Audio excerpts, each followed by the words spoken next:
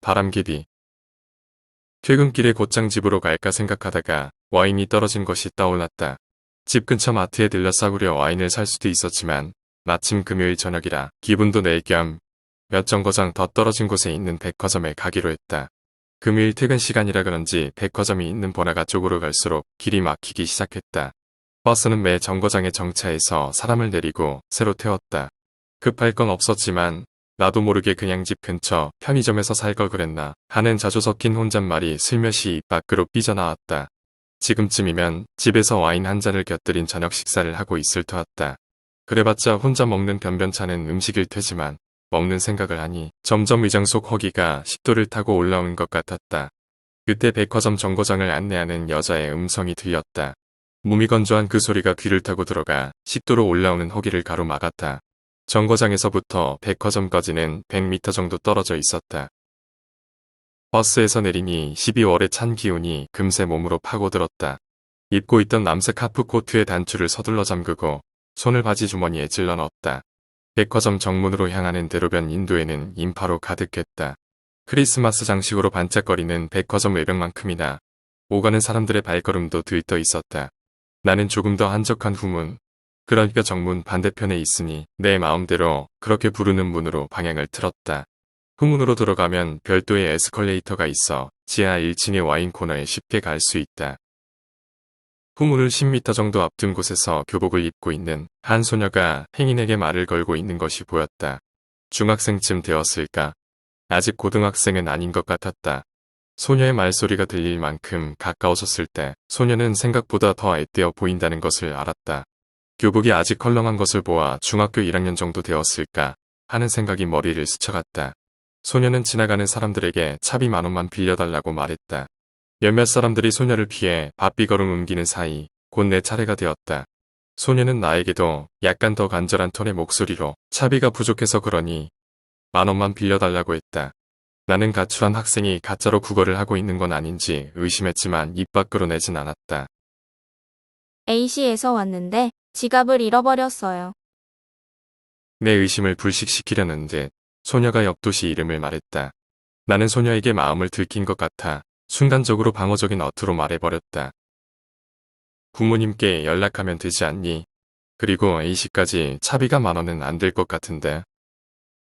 A시는 행정구역상 다른 도시이지만 거리가 가까워서 시내버스가 왕래하는 지역이다. 꼬치꼬치 따지는 물음에 소녀는 아무런 대꾸가 없었다. 나의 부정적인 어투에서 돈을 빌릴 가망이 없다고 생각했는지 소녀는 돌아서려 했다. 잠깐만. 나는 코트 단추를 풀어서 안쪽 주머니에서 지갑을 꺼냈다. 10,000원짜리 지폐 한 장을 찾아 소녀에게 건넸다. 평상시 같으면 그냥 모른 척 지나쳤겠지만 아마도 소녀가 나에게 말을 거는 그 순간까지 그러리라고 생각하고 있었지만 마지막 순간에 왜 마음을 바꾸었는지 나도 잘 모르겠다. 크리스마스 시즌이니 구세군 자선 냄비에 10,000원을 넣는 것과 마찬가지라 생각했던 것일까? 날도 추운데 곧장 집에 들어가라. 소녀는 추워서 빨개진 손으로 지폐를 받고는 감사의 뜻으로 고개를 꾸벅했다. 연락처 알려주시면 나중에 갚아드릴게요. 지폐를 교복 안쪽 주머니에 넣고 말했다. 괜찮아. 부모님 걱정하시니까 얼른 집으로 가. 소녀는 아무 말 없이 고개를 다시 꾸벅이고는 나를 지나쳐 반대 방향으로 걸었다. 나는 백화점 입구로 들어가기 전에 뒤돌아서 소녀가 걸어가는 뒷모습을 잠시 바라보았다. 소녀가 교복 주머니에서 손을 빼자 긴 소매 사이로 손가락이 살짝 삐져나왔다. 백화점 외벽에 크리스마스 장식용 백열전등에 비쳐서인지 그 손은 아까 봤을 때보다 더 붉어 보이는 것 같았다. 지하로 내려오는 에스컬레이터 바로 옆에 위치한 와인 코너에서는 크리스마스 할인 행사를 진행 중이었다. 레드와인과 화이트와인을 각 한 병씩 그리고 중간에 코르크 따개를 담은 상자가 많이 전시되어 있었다. 어쩌다 보니 그 앞을 알짱거리는 나를 보고 여자 점원이 와서 물었다. 스튜어디스를 연상시키는 말쑥한 옷차림과 헤어스타일이었다. 비즈니스석에서 와인을 서빙하는 그녀의 모습이 머릿속에 나타났다 사라졌다. 뭐 찾으시는 와인 있으세요? 딱히 없습니다. 나는 그녀를 흘끗 보고 다시 눈앞에 있는 와인으로 시선을 옮기며 대답했다. 이번 크리스마스 시즌 맞아서 프랑스 와인 할인 행사 진행 중이거든요. 살펴보시고 필요하시면 불러주세요. 그녀는 내 어투에서 성가심을 눈치챘는지 이제만 매장으로 들어오는 다른 손님에게로 다가갔다. 그제야 천천히 둘러보고픈 마음이 생겼다. 와인에 대해 박식한 것은 아니지만 그동안 많이 마셔본 경험으로 포도의 품종 정도는 맞출 수 있는 수준이 되었다. 평상시에는 드라이한 느낌의 보르도산 카베르네 쇼비뇽을 즐겨 마시지만 시간을 들여 백화점까지 온 이상 다른 와인을 찾으려고 했다. 상단은 프랑스, 이탈리아, 칠레, 미국 등의 팻말이 붙은 진열대로 갔다. 이곳저곳에서 몇 개의 와인을 꺼내어 레이블에 적힌 품종과 알코올 도수를 확인했다. 그 중에 마음에 드는 와인 3병을 골라 계산대로 갔다. 부르고뉴산 피노누아, 캘리포니아산 샤도네이, 그리고 아르헨티나산 말백이었다. 조금 전에 나에게 말을 걸었던 여자 점원이 계산을 했다. 혹시 백화점 카드 있으세요? 그녀는 손을 바삐 놀려 와인을 에어캡으로 포장하여 와인용 백에 넣었다. 2개의 백에 3병을 나누어 담았다. 아니요. 나는 짧게 답했다. 피노누아는 할인이 되어서 3만 원이고요. 총 9만 8천 원이에요. 나는 지갑에서 카드를 꺼내어 그녀에게 건네었다. 카드를 받아드는 그녀의 손이 하얗다. 문득 아까 10,000원짜리 지폐를 받아들던 소녀의 손이 떠올랐다. 카드랑 영수증 여기 있습니다. 감사합니다. 맛있게 드세요. 그녀의 흰 손이 다시 보였다. 나는 대답하는 대신 목례를 하며 계산대에 놓인 2개의 와인백을 집어들었다. 나는 5년 전 그 사건 직후 거의 반년 동안 병원에 누워 있었다. 부러진 뼈와 찢어진 살이 다시 붙을 때까지 마약성 진통제에 취해 있었다. 그러나 퇴원 후 집으로 온 다음부터 잠을 제대로 잘 수가 없었다. 뜬 눈으로 멍하니 깨어 있다가 새벽에 잠깐 눈을 붙이는 나날이 이어졌다. 처방받은 수면제도 소용이 없었다. 다시 찾은 병원에서 나를 담당한 의사는 불면을 초래할 만한 외과적 원인을 찾지 못하겠다며 의아해했다. 다만 심리적인 요인일 거라며 정신과 상담을 권했다. 퇴원 후 복귀한 회사에서 일과 시간 동안 일에 집중할 수 없어서 다시 병가를 내야 했다. 내 요청은 별다른 말 없이 받아들여졌다. 당시에 나는 천천히 미쳐가고 있었다.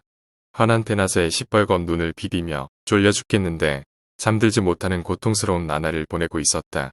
나는 어느덧 인터넷 검색창에 자살이라는 단어를 치고 있었다. 거울 속으로 보이는 길게 자란 나의 손톱이, 헝클어진 내 머리카락이, 움푹 파인 내 얼굴이, 실핏줄이 붉어진 내 2눈이 혐오스러웠다. 기어이 나는 수면제를 모으고 말았다. 그때 왜 그런 생각이 들었는지 모르겠지만 술을 마시면서 수면제를 목구멍에 털어넣으려고 했다.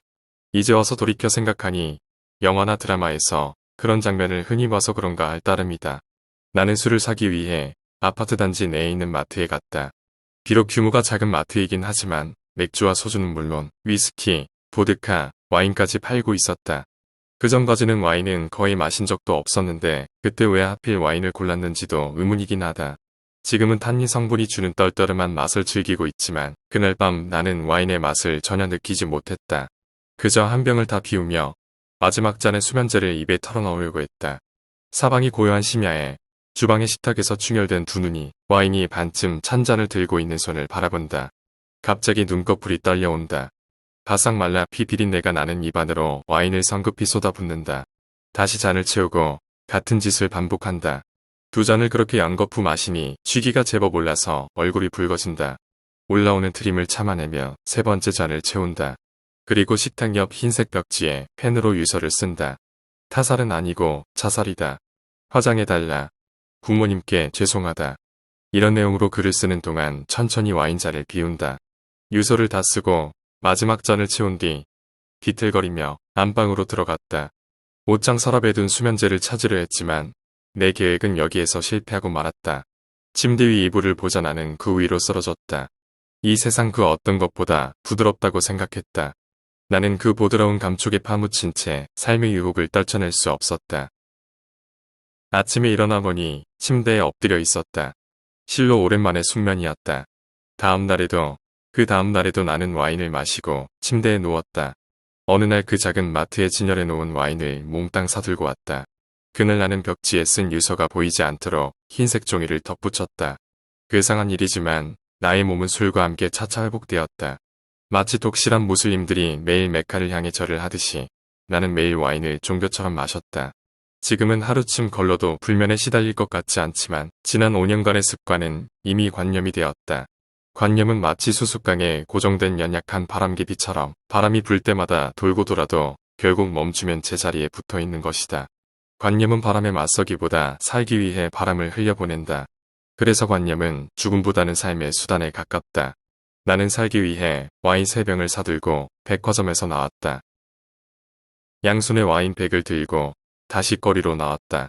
매장마다 반짝이는 크리스마스 장식이며 음악소리 그리고 거리를 채운 사람들로 백화점 앞은 이래저래 부산스러웠다. 얼른 집으로 돌아가야겠다고 생각하자 애써 눌러놓았던 허기가 다시 찾아왔다.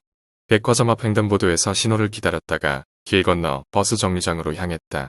오늘같이 춥고 손에 든 것이 있는 날에는 택시를 타면 좋으련만 택시 문을 열고 차 안에 들어가기가 겁이 난다. 택시 뒷자리에 앉아서 앞좌석에서 운전을 하는 택시 기사를 보기가 두렵다.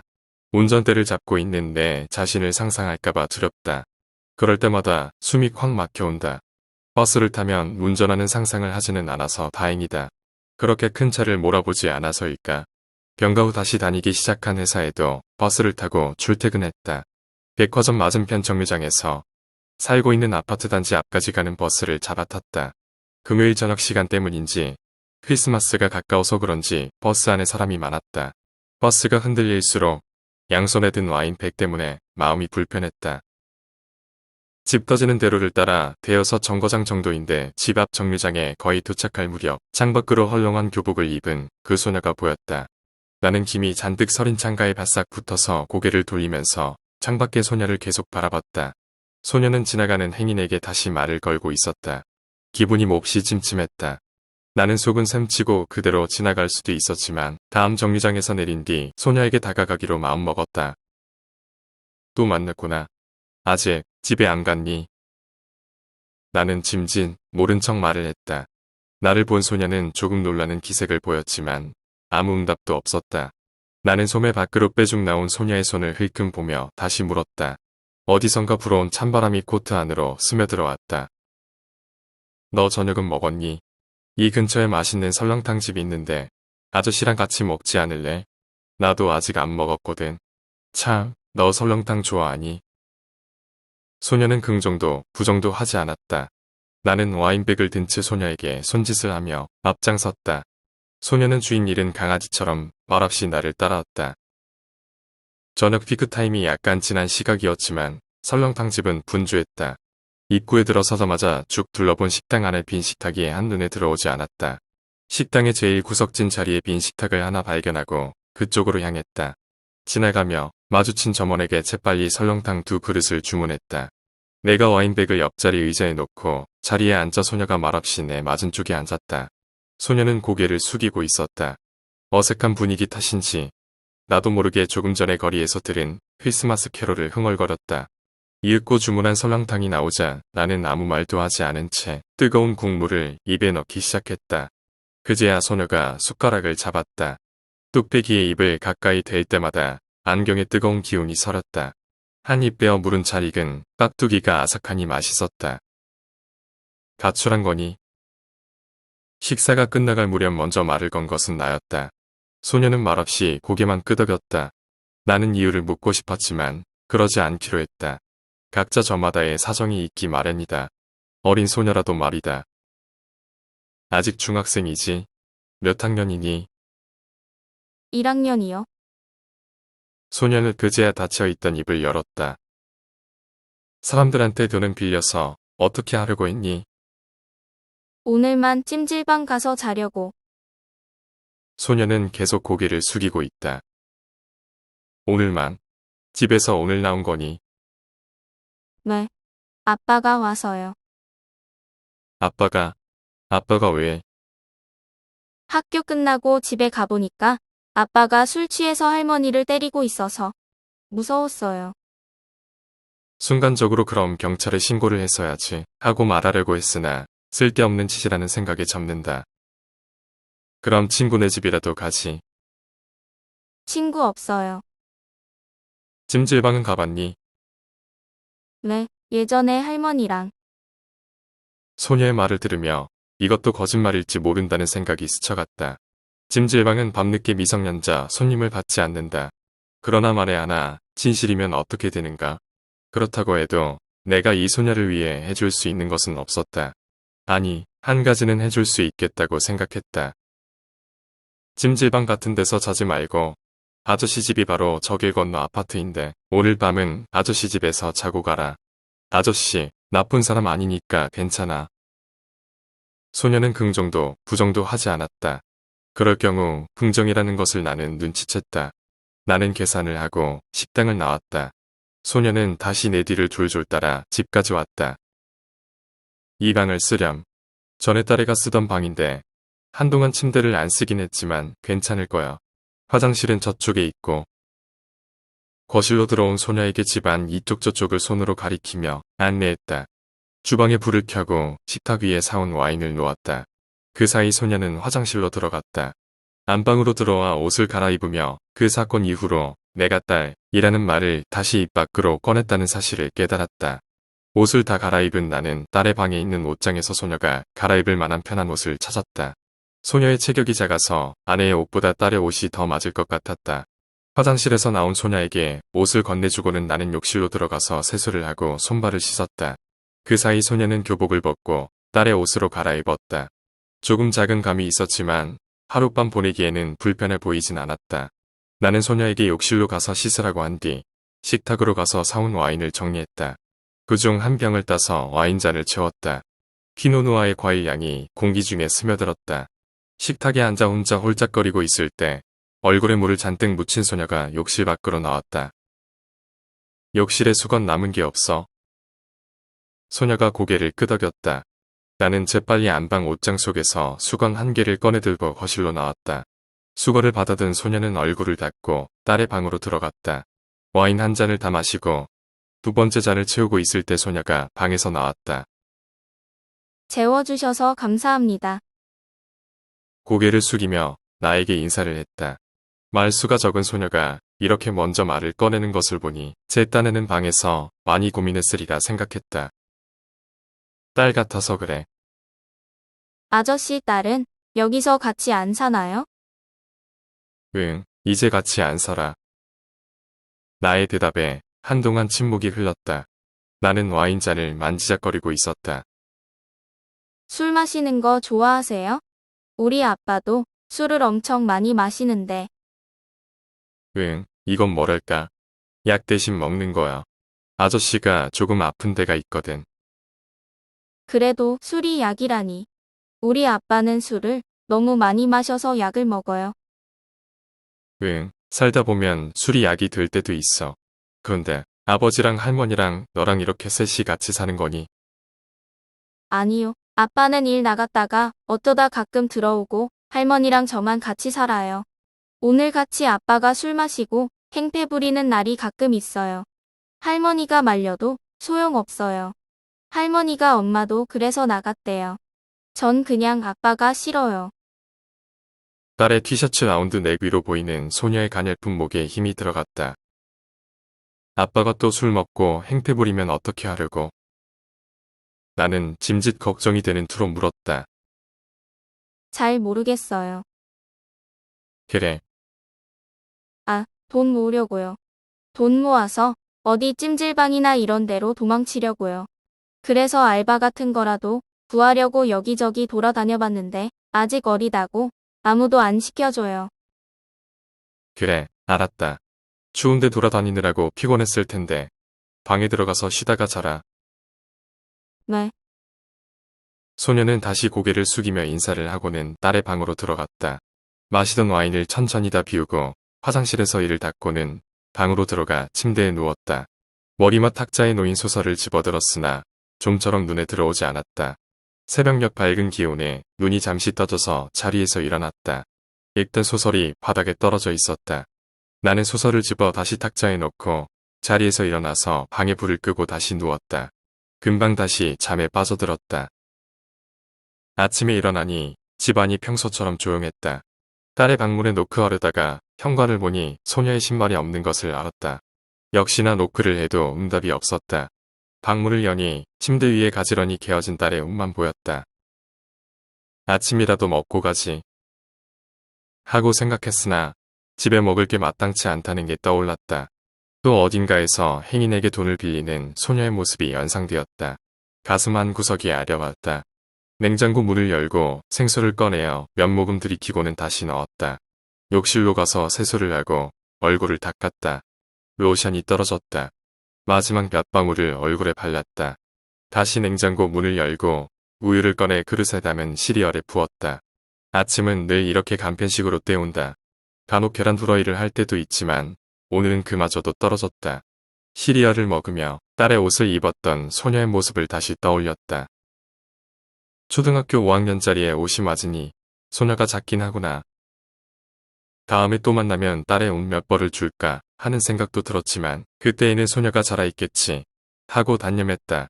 그래도 만약을 위해 딸의 옷은 빨아서 다시 잘 개어놔야겠다는 생각이 꼬리에 꼬리를 물 듯 연달았다. 이름도 못 물어봤구나. 오늘은 먹을 것을 좀 사러 마트에 가고 빨래도 하고 백화점 근처에 다시 가봐야겠다고 생각했다. 하루 만에 다시 찾은 백화점 주변 길가는 주위도 아랑곳하지 않고 크리스마스 분위기가 한창이었다. 캐롤 소리가 울려 퍼지는 토요일에 들뜬 분위기와는 달리 혹시 소녀를 다시 마주칠까 하는 마음은 나는 초조하기만 했다. 1시간가량 주변을 서성였지만 소녀를 볼 수는 없었다. 추운데 오래 있었더니 코트 안으로 한기가 스멀스멀 파고들었다. 길가에 화장품 가게가 보여서 떨어진 로션을 사려고 들어갔다. 진열된 화장품들을 보면서도 소녀의 생각이 머릿속을 떠나지 않았다.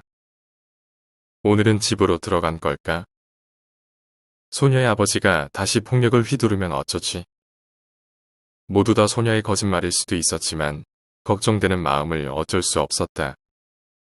아침이라도 먹고 가라고 했어야 하는데 하고 뒤늦게 후회를 했다. 나는 점원이 추천해준 남성용 로션 1개를 사들고 나왔다. 백화점 근처까지 온 김에 다시 백화점에 들러 와인을 몇 병 사가기로 했다. 이번에는 별 생각 없이 할인 행사 중인 프랑스 와인 2개가 든 상자 하나를 집어들었다. 계산대에서 손이 하얀 그 여자 점원이 계산을 했다. 혹시 백화점 카드 있으세요? 그녀는 상자를 닫고 백에 넣으며 어제와 같이 물었다. 나는 대답하는 대신 고개를 가로로 젓는다. 할인이 되어서 59,000원이에요. 카드를 내미는 나와 눈이 마주쳤지만 그녀는 나를 기억하지 못하는 표정이었다. 와인백을 들고 백화점을 나서 맞은편 버스 정류장으로 향했다. 어둑어둑해진 뒤에야 집에 들어왔다. 거실과 주방에 불을 켜고 사온 와인을 정리했다. 평소처럼 방에서 옷을 갈아입은 뒤 욕실로 가서 손과 발을 씻었다. 그 후 식탁에 앉아 어제 마시다만 와인을 잔에 부어 천천히 마셨다. 주방 옆 다용도실에서 세탁기 돌아가는 소리만 들릴 뿐이었다. 외출하기 전에 돌려놓은 빨래가 건조되고 있었다. 와인 첫 잔을 다 마시고 두 번째 잔을 채우고 있을 때 세탁이 종료되는 알람 소리가 들렸다. 세탁기에서 다 마른 딸의 옷을 꺼냈다. 식탁 위에서 가지런히 개어 딸의 방으로 가져갔다. 옷장에 넣고 나오려는 찰나 뭔가 이상한 기분이 들어 딸의 책상을 쳐다봤다. 그게 사라졌다. 바람개비. 딸이 어릴 적 미술학원에 다닐 때 내 생일 선물이라면서 만들어주었던 바람개비였다. 노란색 색종이로 만든 바람개비가 초록색 수수깡에 고정되어 있었다. 옷장의 상자에 고이 간직하고 있다가 그 사건 이후로 딸의 책상 위에 놓았다. 절대 시들지 않을 국화꽃 마냥. 소녀가 가져간 게 틀림없다. 왜 굳이 값나가는 물건도 아닌 하필이면 바람개비를 가져갔을까? 딸의 방을 나오면서 나는 극심한 상실감을 느꼈다. 숨을 크게 들이마시며 억누르려고 했으나 마음대로 되지 않았다. 토가 나올 것처럼 헛구역질이 나와 화장실로 갔으나 아무것도 쏟아내지 못했다. 나는 변기를 잡고 그대로 욕실 바닥에 앉았다. 갑자기 눈물이 나왔다. 참으려 입술을 깨물었지만 소용없었다. 나는 그대로 흐느끼며 울었다. 그대로 몇 분이 흘러서야 약간 진정이 되었다. 화장실 밖으로 나와서 코트 안주머니에서 휴대폰을 찾아서 어디론가 전화를 했다. 나와 같은 상실감을 느끼고 있을 사람이 또 있다는 것을 그제야 깨달았다. 연결음이 오랫동안 들리더니 이윽고 상대가 전화를 받았다. 어머님. 나는 더 이상 말을 잇지 못했다. 멈췄던 눈물이 다시 흐르기 시작했다. 어머님, 저 박서방입니다. 눈물과 함께 가슴속에 응어리졌던 말들이 새어나왔다. 어머님, 죄송합니다. 선아가, 저 때문에. 죄송합니다. 죄송합니다. 정말 죄송합니다. 나는 휴대폰을 붙잡고 우열하며 간신히 말을 붙여나갔다. 선아가, 저 때문에. 정말 죄송합니다. 그동안 연락도 못 드려서. 죄송합니다. 정말 죄송합니다. 귓속에 괜찮다. 괜찮다. 소리만 들려왔다. 나는 아무 말 없이 전화기에 대고 흐느끼고 있었다. 어쩌면 그동안 그 소리가 듣고 싶었는지도 모르겠다. 괜찮다. 괜찮어. 전화를 끊고 세면대로 가서 찬물로 세수를 했다. 흐르는 물에 눈물을 다 씻어냈으나 거울로 보이는 붉게 물든 두 눈은 지워낼 수 없었다. 마른 수건으로 얼굴의 물기를 닦으면서 마음이 조금 진정이 되었다. 욕실 밖으로 나와 한참 동안 멍하니 식탁에 앉아 있었다. 전에 벽지에 쓴 유서를 가리기 위해 흰 종이를 덧댄 자국이 보였다. 얼마간의 시간이 흐르자 슬슬 배가 고파왔다. 눈앞에 가득 차 있는 와인잔을 들고 싱크대로 가서 와인을 쏟아버렸다. 그리고 다시 외출복으로 갈아입은 뒤 어제 갔던 설렁탕 집으로 향했다. 와인 따위 이제 마시지 않아도 될 것만 같은 기분이 들었다. 이야기가 끝났습니다. 재미있었다면 구독과 좋아요, 댓글 부탁드립니다.